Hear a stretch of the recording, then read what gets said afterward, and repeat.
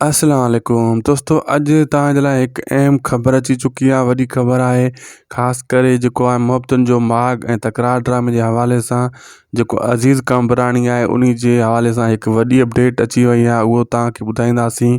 तव्हांजे कम जी ख़बर आहे, तव्हांजे दिलि खे ॾुखु लॻी सघे थो, इन जे करे चऊं था इन वीडियो खे आख़िर ताईं ॾिसिजो। तव्हांखे अपडेट बि ॾींदा हलूं। ऐं पहिरियां शाहिद खुसो व्लॉग यूट्यूब चैनल खे बि ज़रूरु सब्सक्राइब करे छॾियो ऐं असांजे पेज खे बि फॉलो लाइक शेयर ज़रूरु करे छॾींदा। तव्हांखे ॿुधाईंदा आहियूं दोस्तों, जेको मुहबतुनि जो माॻ ड्रामो यानी अॼु 1 जनवरी आहे, अॼु राति जेको अचिणो आहे, इन में जेको आहे कुझु नयूं अपडेटूं अची आयूं आहिनि, उहे तव्हांखे ॿुधाईंदासीं। जेको अज़ीज़ कामरानी डायरेक्टर हुयो ऐं डायरेक्शन बि उन जी डायरेक्शन में ई ड्रामो रिकॉर्ड थी रहियो हुयो।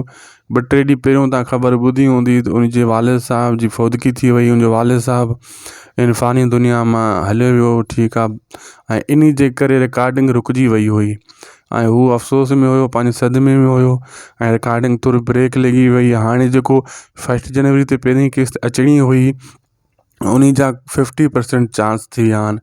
थी सघे थो अॼु राति किस्त ॾियनि मुहबतुनि जे माॻ जी, थी सघे थो मतां 2-3 ॾींहं खां पोइ ॾियनि। छाजे करे जेकी रिकॉर्डिंग रुकिजी वई आहे, इन जे करे इहो मसइलो थी रहियो आहे।